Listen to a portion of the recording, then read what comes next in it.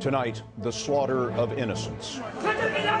The Taliban storm a Pakistani school. Well over 100 children are killed. Clarissa Ward on what the terrorists are calling revenge. The hackers that struck Sony Pictures are now threatening theatergoers with the warning, "Remember the 11th of September." Bob Orr reports. Oil and gas prices fall again. A boon for U.S. automakers, but it pushes Russia into a financial crisis. Reports from Manuel Bojorquez in Houston and Charlie D'Agata in Moscow. And Mark Phillips on a Christmas miracle, the legend of a battlefield that became a soccer field. This is the CBS Evening News with Scott Pelley reporting tonight from Washington. Good evening. The terrorists showed no mercy. This time, they aimed for the children. Taliban forces stormed a school in Pakistan today. More than 140 were killed, all but about 10 of them students. The Taliban are trying to topple the Pakistani government and set up their own version of an Islamic State. It appears they targeted the school, which includes grades 1 through 10, because it's principally for the children of soldiers. A Taliban spokesman said, "We want them to feel our pain." More now from Clarissa Ward. As hospital beds filled up with wounded children, doctors made an urgent appeal for blood, and ambulances continued to ferry in more young victims. Distraught family members waited for news of their loved ones, combing through lists of the wounded. One young boy who escaped described the attack. "Suddenly there was gunfire behind us," he said.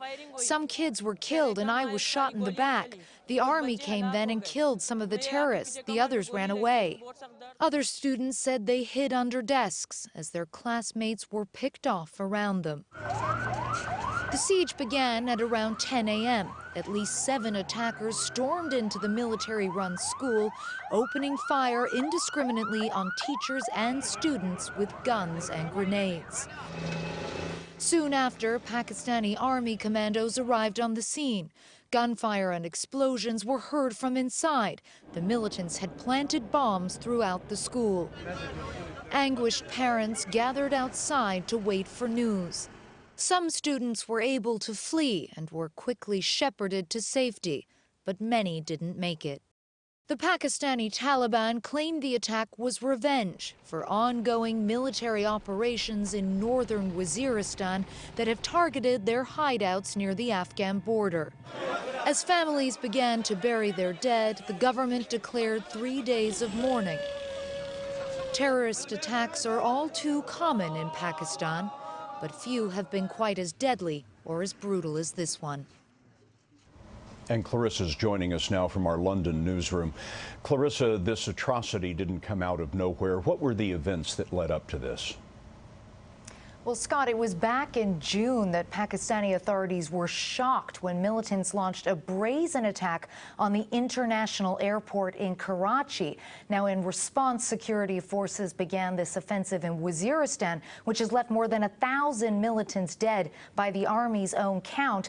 And now the Taliban are using that as a justification for this attack. And so, of course, the cycle of violence continues. Clarissa Ward reporting for us tonight. Clarissa, thank you. There is a grave economic crisis in Russia tonight. The currency has all but collapsed, and panicked Russians are watching prices rise by the hour. Here's how bad it is. 6 months ago, 34 rubles would buy a dollar. Today, it took almost 70. So Russians holding rubles have lost half of their wealth. Today, in desperation, the central bank tried to break the fall, raising interest rates from 10% to 17%. But it didn't work.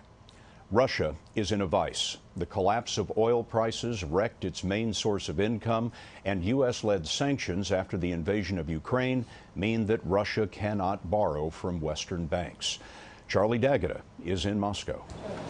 With the ruble hitting record lows, many Russians rushed to unload their shrinking bank accounts on high-ticket items like refrigerators and dishwashers. We bought a washing machine for $440, this shopper said. Now it's already $560. The currency is so unpredictable, one of Russia's largest car dealers has suspended sales. And tonight, Apple confirmed it put a stop to online sales. Last night's interest rate hike has backfired badly, according to investment analyst Chris Weafer. It was a drastic move in the middle of the night, yet it still wasn't enough to stop the damage. It hasn't. It's had the opposite effect because people perceive it to be a panicky move by the central bank. Is this all farmland? Yeah. Farmer Vladimir Yevteyev told us he may be facing bankruptcy next year. Potato keeps its qualities for 3 years. Yevteyev supplies cabbage, potatoes, and carrots to supermarkets all over Russia. The price for seeds, for petrol, for the labor cost, everything comes up. With the ruble so low and interest rates at a staggering 17%, he's wondering how he can make ends meet. You have to provide for your family. Not only my family, because I've got workers, and I must take care of their families too. It's been a cruel year. A drought has left his warehouse virtually empty. The lowest oil prices in 5 years has cut the value of the ruble in half. Yevteyev told us he's struggling to buy supplies and equipment. On top of everything else, Scott, because of that huge interest rate hike, businesses are now facing those punishing interest rates of 17% or more. And now because of those Western sanctions, Russian banks can't borrow from anywhere else. Charlie D'Agata along the Moscow River in front of the Kremlin tonight. Charlie, thank you. As Charlie said, the price of oil is at the heart of this. Well, today, oil closed just under $56. 6 months ago, it was over $100. Gasoline dropped another 2 cents overnight to a national average of $2.53.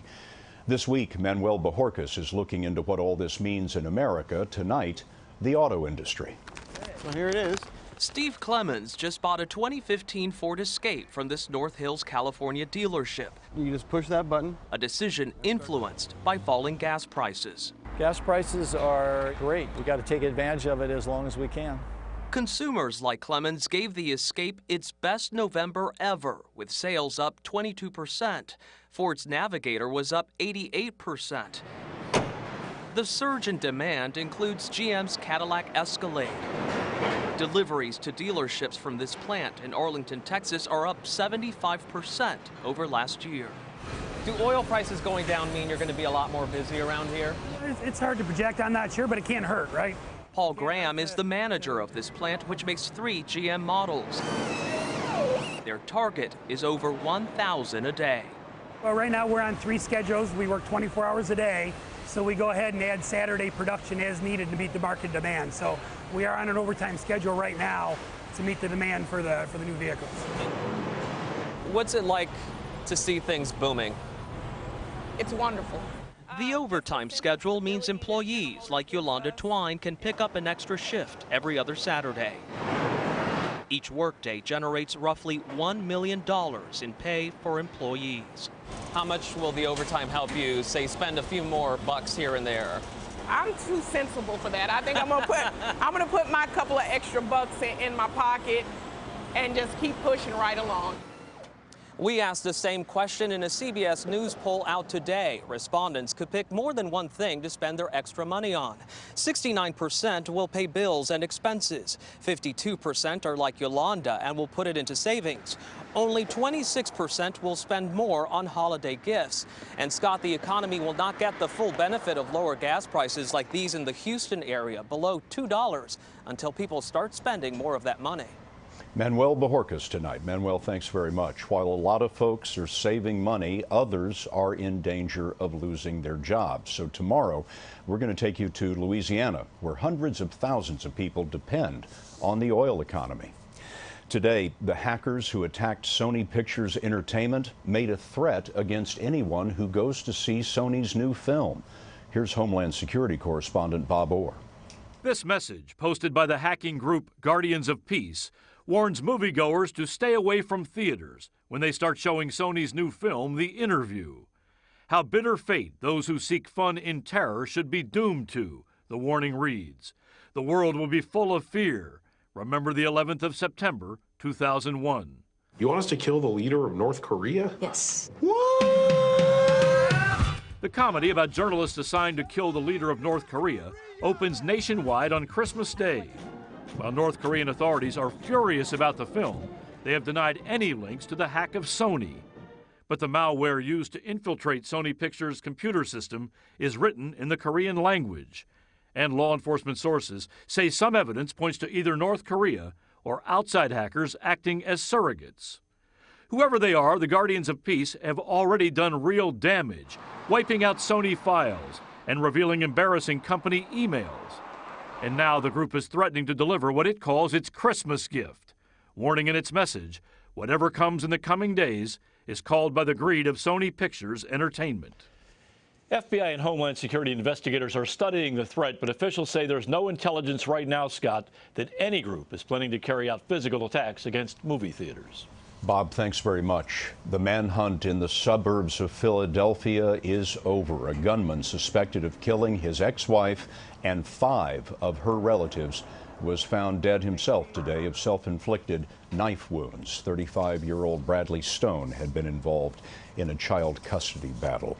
Today, Australians are mourning the 2 people killed in yesterday's siege at that cafe in Sydney, and they're asking, how could it have happened? Parliament has opened an investigation, and Ben Tracy is in Sydney. Long before the hostage siege came to its violent end,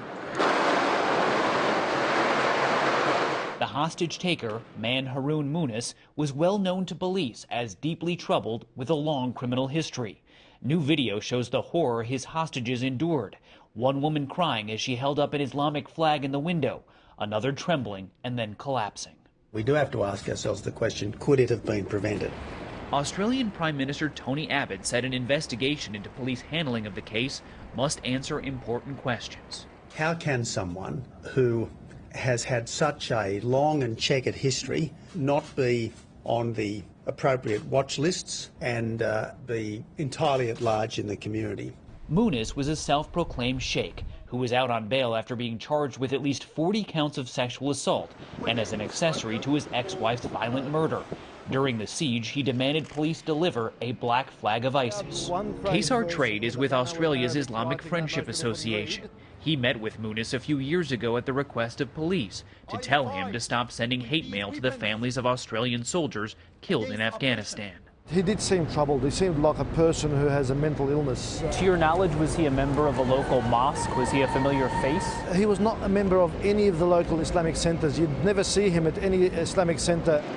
Last September, Australia passed sweeping new laws to try and prevent a homegrown attack by Islamic militants. But none of the measures prevented Munis from laying siege to the cafe where 2 hostages died. Thousands have now come to pay their respects at this memorial, many still shocked by what has happened in their city. Police here in Sydney have now launched what they're calling Operation Hammerhead, which is basically deploying a more visible police presence throughout the city. And Scott, they say all of the streets that had been closed here in the central business district have now reopened. Ben Tracy reporting for us from Sydney tonight. Ben, thank you. Like father, like brother, Jeb Bush makes a step toward running for president. And what was the #1 web search of the year? You can Google it or stay tuned to the CBS Evening News.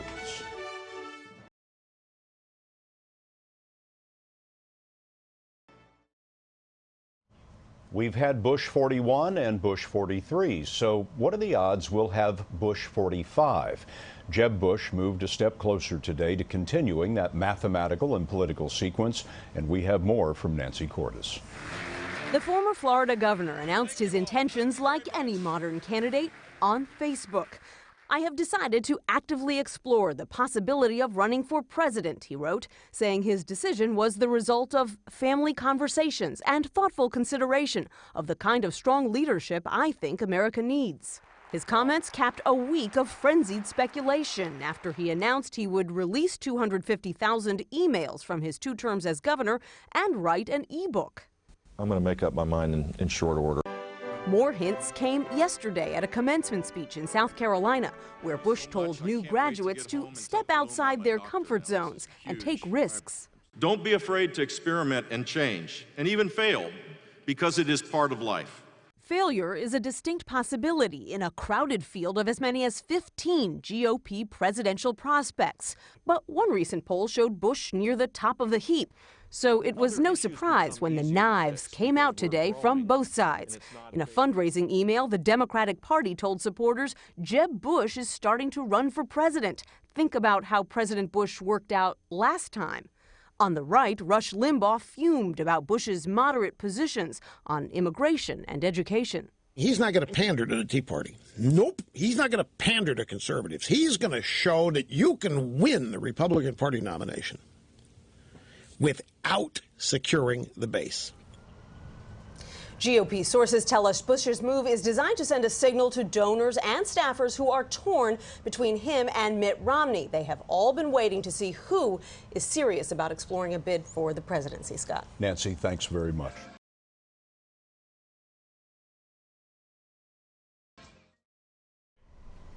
Today, Google revealed the top trending searches of the year. The ALS Ice Bucket Challenge ranks 5th worldwide. The search for Malaysia Airlines Flight 370, worry about the Ebola outbreak, and soccer's World Cup also proved popular. But topping the list, comedian and actor Robin Williams, who committed suicide in August.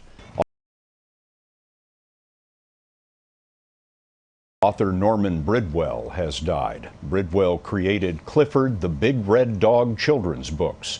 The story about the clumsy but lovable pet was rejected by 9 publishers before the first book was printed in 1963. Since then, 129 million books have been sold. Norman Bridwell was 86. In a moment, enemy soldiers lay down their arms and let their feet do the fighting.